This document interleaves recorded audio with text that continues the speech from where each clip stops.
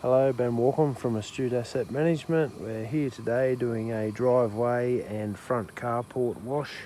As you can see, the clients had a little bit of a go doing the lower section to about that point there, and worked out that it was too dangerous to continue with the rest of it, which is probably wins the award for the smartest customer this week.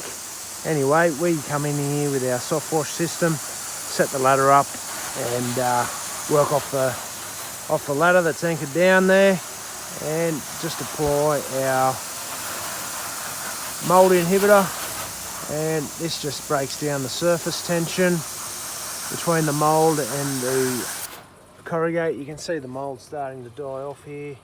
The turns white from the greeny colour, so all those white sections there, it's heavily soiled with mold due to the lovely gum tree they got above it, which is the price you pay, I suppose, to be around Mother Nature.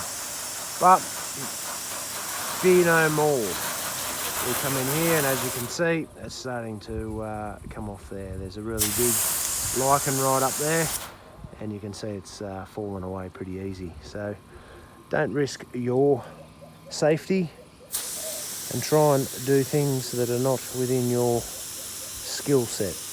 Call in the professionals.